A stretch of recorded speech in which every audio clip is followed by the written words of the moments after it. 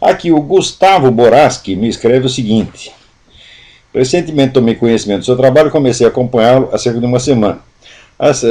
Fiquei intrigado com uma questão que você levantou sobre o que chama de lesão intelectual das gerações de 80 e 90. Assim, eu que nasci em 1990 me considero dentro desse perfil. Então eu pergunto, como superar essa barreira? O que ler? Quem ler? O que estudar? Por onde começar? Por quais autores começar? Como fazer de modo a driblar o establishment cultural de esquerda que impregna o ambiente acadêmico? Muito bem, Gustavo, a coisa não é assim tão simples, né? Em primeiro lugar, é claro que o esforço individual de estudar, de se atualizar, é meritório e é importante dentro disso. Porém, para que haja, vamos dizer, uma mudança na orientação geral da alta cultura brasileira,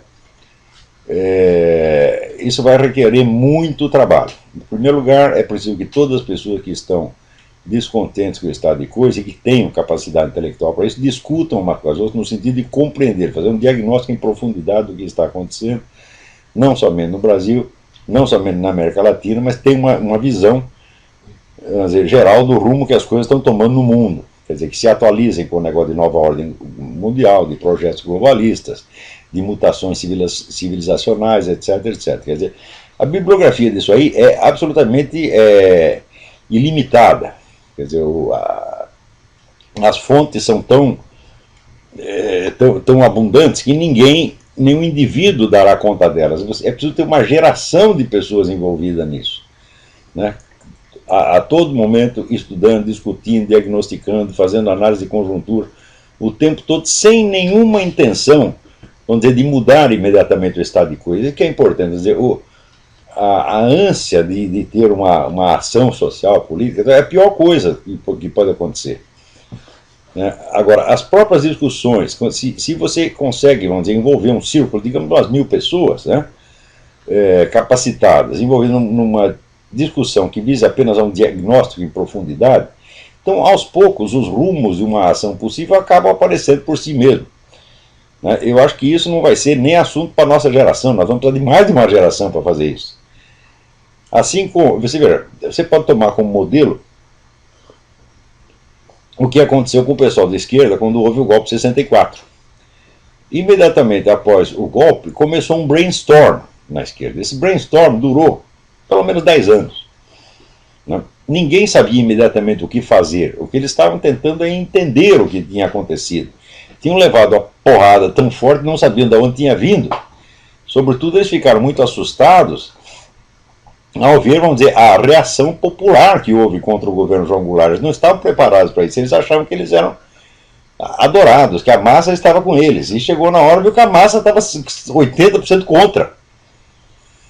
Quando houve aquela famosa marcha da família com Deus pela liberdade, teve mais de 1 milhão de pessoas naquela época em que o Brasil, veja, quando depois houve a marcha de 1 milhão, o negócio do Collor, da campanha pela ética na política, e diretas já, essa coisa toda, quando houve diretas já, a campanha contra o Collor, a população brasileira já era 30 milhões de pessoas a mais.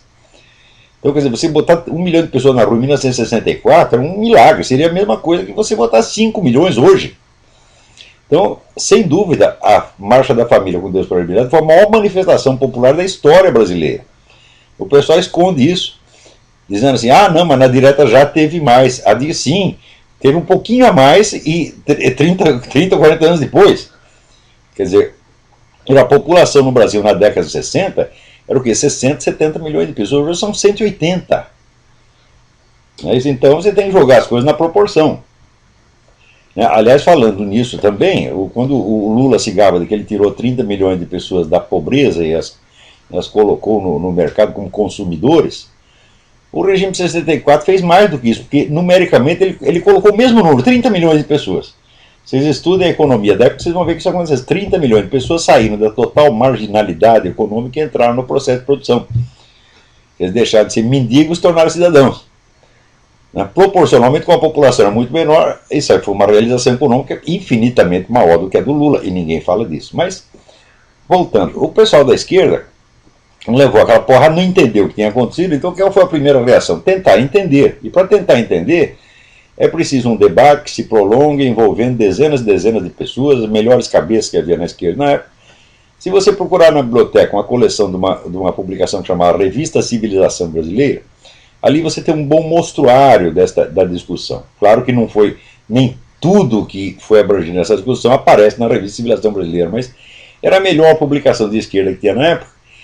E ali então você vê uma espécie de um resumo, um pequeno mostruário do que foi a discussão da esquerda, uma discussão muito séria. Eles não estavam para brincadeira, não. E sobretudo, ninguém ali era louco de dar um desespero imediatamente e sair dizendo: o que nós vamos fazer? O que nós vamos fazer? Né? O pessoal da esquerda é mais profissional, então eles já sabem que um plano de ação não é fruto da cabeça do indivíduo, não é fruto de um faniquito repentino que o sujeito tem, mas é uma obra coletiva de que vai muito tempo. Eles já sabem disso. Da direita ninguém sabe. E como ninguém sabe, todo mundo pergunta: o que nós devemos fazer? Qual é que podemos fazer? Bom, o que tem que fazer, em primeiro lugar, entender o que aconteceu, entender como se formou esta hegemonia esquerdista no Brasil, quais são as suas bases internacionais, quais são as suas fontes de financiamento, quais são os seus fundamentos estratégicos, ideológicos, filosóficos, etc, etc, quais são os seus planos de longo prazo, quais são as suas contradições, quais são as suas dificuldades, quais são as suas incongruências, tá certo? Em suma, você tem que entender tudo o que está acontecendo. Agora, no Brasil, o pessoal da direita no Brasil, ninguém quer entender nada porque já acha que entende tudo, né? Você conversa com esse pessoal liberal, um tempo atrás está todo mundo correndo a barriga, o comunismo acabou, agora entramos no... agora é o neoliberalismo. Então, e eu sempre achei que isso era uma besteira, né? E quando eu escrevi, acho que 8 anos atrás, eu escrevi, falei: olha, o PT não chegou ao poder para fazer rodízio com outros partidos. O PT chegou lá para criar mudanças estruturais profundas que vão eternizá-lo no poder, ou pelo menos vão limitar o rodízio a partidos que são aliados, que têm a mesma ideologia, o mesmo espírito do PT. Na melhor das hipóteses, vai acontecer um rodízio de partido de esquerda. E vamos dizer, a concorrência normal de esquerda e direita nunca mais vai acontecer no Brasil, se depender do PT. Dito e feito, quer dizer, o partido que representava a direita, o DEM, onde tem tantos daqueles políticos que se acham espertos, maquiavélicos, astutíssimos, né? Outro dia fizeram uma reunião dizendo que o DEM está em vias de extinção. Claro, mas não foi por falta de aviso. Eu avisei que vocês iam acabar. Por quê? Um partido que não tem um perfil ideológico nítido, não tem uma personalidade que ele possa apresentar em público, pelo qual as pessoas possam reconhecer, como o PT sempre teve. Ninguém pode negar que o PT tem um perfil muito definido. Um partido que ainda não tem uma identidade, ele não pode fazer alianças com ninguém, porque ele se dissolve, né? E o DEM, nos últimos anos, só tratou de viver de alianças com o PMDB, com o PSDB, né? E acaba sendo absorvido por esses partidos. Então, isso aí que eu estou mencionando são aspectos pequenos, menores, né? Dentro de um processo que é enormemente complexo. O que é preciso fazer, Gustavo, é estudar. Tá certo? A bibliografia para isso é ilimitada, né? Você pode dividir a coisa em tópicos. E, por exemplo, história e estratégia do movimento comunista, né? Aí você tem uns 100 livros. Você pode começar com o livro do Anatoly Golitsyn, Novas Mentiras em Lugar das Velhas, New Lies for Old, que te dá mais ou menos, vamos dizer, o prólogo da nova etapa do movimento comunista, tá certo? Você pode ler o livro do capitão Baur, B-A-U-R, sobre a guerra assimétrica, a guerra assimétrica. Assim, isso aí só para você compreender mais ou menos a fase atual da coisa. Então, você vai precisar fazer um recuo, né, e estudar, vamos dizer, a história do movimento comunista e das suas maneiras, dos seus modos de atuação. E frequentemente a gente vê esse pessoal do Foro de São Paulo e Lula e tal, usando artifícios estratégicos táticos que as pessoas pensam que é uma grande novidade. Quando você vai ver, é a mesma de sempre, né? Por exemplo, essa de querer se limpar na má fama das Farc, né? O movimento comunista sempre usou o banditismo, sempre. Quer dizer, o banditismo, criminalidade, é um meio normal, presta atenção, normal e obrigatório de atuação do movimento comunista. Sempre foi.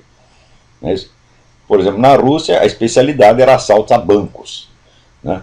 O Stalin subiu na carreira por quê? Porque ele era o assaltante, então ele era o fornecedor de dinheiro para o partido. E como ele era a torneira, ele era o homem que ligava ou desligava a torneira, então adquire naturalmente um prestígio no partido, né?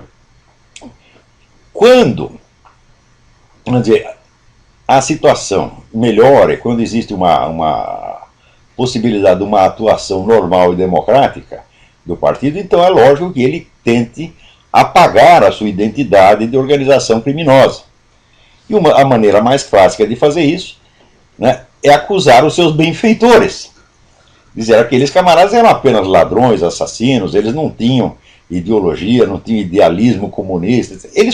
O comunismo usa essa retórica há mais de 100 anos. E agora o pessoal ainda usa a mesma e a turma cai, meu Deus do céu. Quer dizer, o que é isso? É falta de cultura, é falta de informação. Quer dizer, está violando a regra do Sun Tzu. Sun Tzu dizia, aquele que conhece o inimigo e se conhece a si mesmo, pode entrar em qualquer batalha sem medo. Tá certo? Agora, no Brasil, o pessoal não conhece o inimigo e não se conhece a si mesmo. Tem ilusões a respeito de si mesmo. Todos os políticos, entre aspas, de direita, são cabeças perfeitamente iludidas por marqueteiros, por gente de publicidade, gente que até confunde, são tão idiotas que confundem política com marketing, acham que política é uma questão de marketing. Ah, meu Deus do céu, assim, é tanto amadorismo, tanta burrice, sabe, que dá vontade, sabe, de mandar o país tomar no cu. Quer dizer, olha aqui, Brasil, sabe que você quer tomar no cu mesmo? Tome, tá certo? Fica aí, depois não reclama que está com hemorroida, tá entendendo? Então, para todas as pessoas que me perguntam o que fazer, eu digo só há uma coisa a fazer, meu filho, é entender o que aconteceu. Depois de muitos anos de discussão, leitura, estudo, etc., né, aos poucos o panorama vai clareando e também, vamos dizer, os canais de ação que ainda restam acabam se tornando claros para você. Mas isso não pode sair artificialmente, não pode sair de uma cabeça. Tá certo? Isso como se trata, vamos dizer, de uma ação coletiva a ser empreendida por milhares de pessoas, então é preciso que milhares de pessoas participem da sua elaboração. Mesmo que depois tenha que aparecer um gênio que sintetiza tudo isso e cria vamos dizer, unifica uma estratégia, né? Mas isso é para daqui 20 anos, meu filho. Por enquanto, desista, vocês vão viver sob esta gente. Depois da Dilma vem outro petista e outro. E se subir lá amanhã ou depois um tipo como Zé Serra, o PT manda nele como a gente manda num cachorrinho. Tá? Você vai ver, o PT da ordem, você está dando o rabinho. Por quê? Porque ele não tem militância, meu Deus do céu.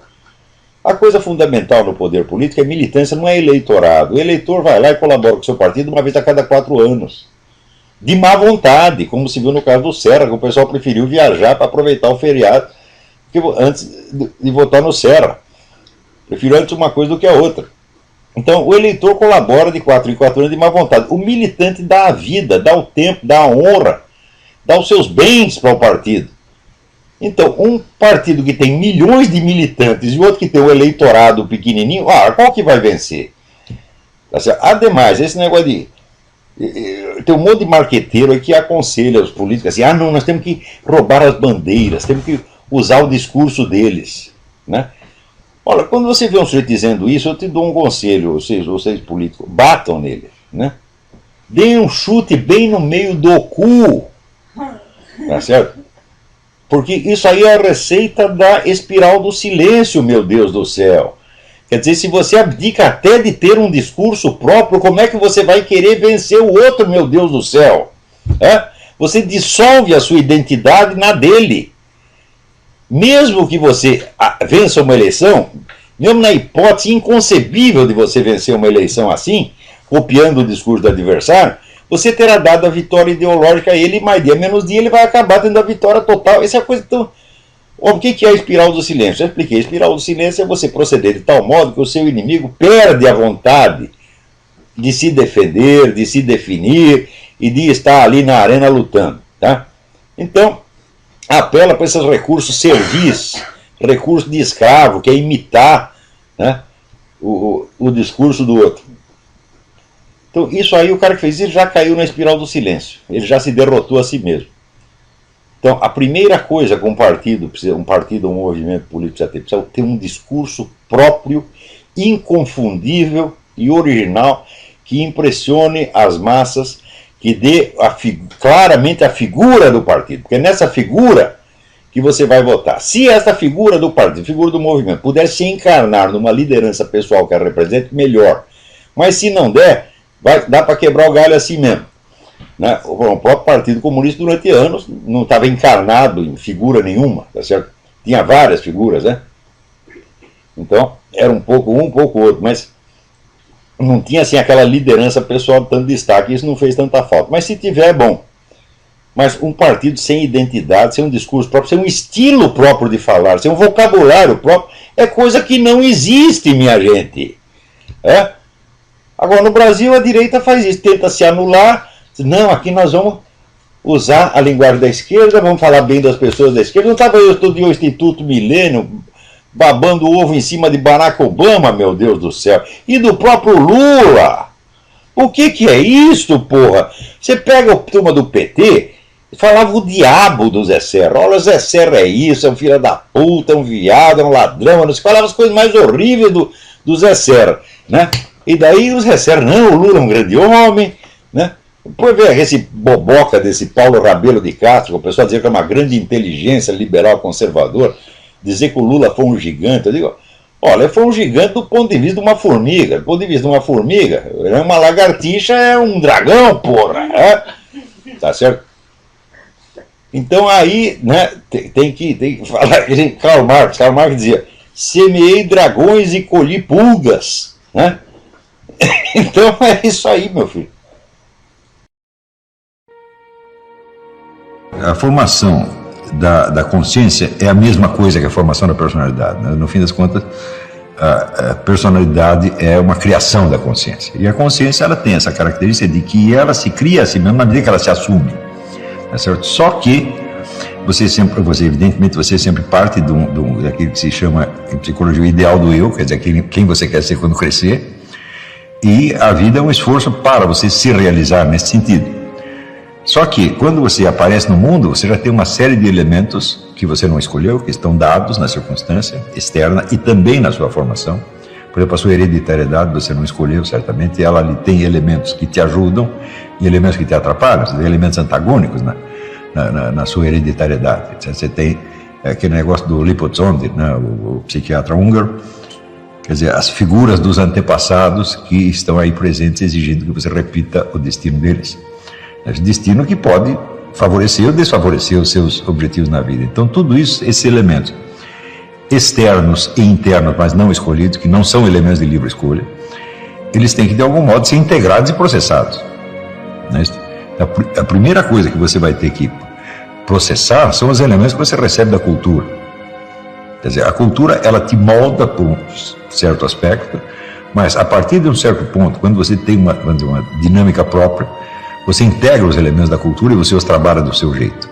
Quer dizer, tudo aquilo que todo o universo dos nossos pensamentos, emoções, etc., você recebe da cultura e você ou é modelado por eles ou você os modela. Então isso quer dizer que a absorção da cultura, presente da cultura na qual você está, na máxima medida possível, é evidentemente uma condição da liberdade humana.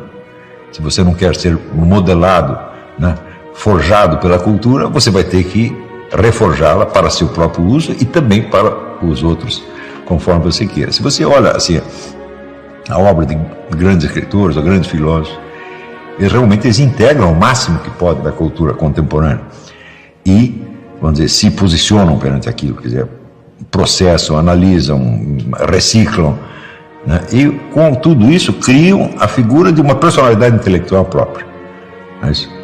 Então, este processo isso remete à frase do Ortega y Gasset, quer dizer, ele dizia, o destino concreto do homem é a reabsorção da circunstância.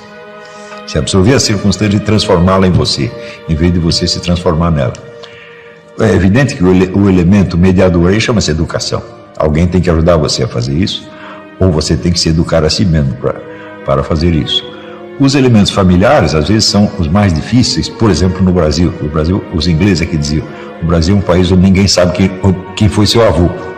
Então, esses elementos hereditários vêm sob a forma de paixões, desejos e temores, né, que você não quer ter, mas que você tem, de algum modo. Né. Então, eles estão em você, mas não são você. O que fazer com eles? Você vai ter que trabalhar aquilo criativamente. Quer dizer, todo o sistema da psicoterapia criado pelo Leopold é para isso. Ajudar as pessoas a construírem o seu próprio papel no cenário do mundo com os elementos do script recebido. Né? Ele compara a psique humana, vamos dizer, a um palco giratório, onde você tem todas as tendências humanas estão lá, todos o que eles chamam pulsões, impulsos humanos, eles estão lá e estão sempre girando. Né? Só que quando um impulso se torna muito predominante, é como se o palco giratório travasse. Então você tem um comportamento repetitivo ou compulsivo, né? sempre hereditário. O curioso é que o Zondi descobriu isso antes que o pessoal conheceu o ADN, né? Antes de quebrar o ADN, ele já sabia tudo isso. Então, esses elementos genéticos, familiares, culturais, tudo isso tem que ser integrado. Né? Eu me lembro que o Dr. Miller, meu amigo, que era um gênio da psicologia clínica, ele escreveu um manualzinho para os clientes recém-chegados no consultório dele, e um dos itens do conselho que ele dava é assim: lembre-se de que os seus problemas podem ter origem em fatores genéticos, familiares, sociais, culturais e cósmicos, sobre os quais você não tem domínio nenhum.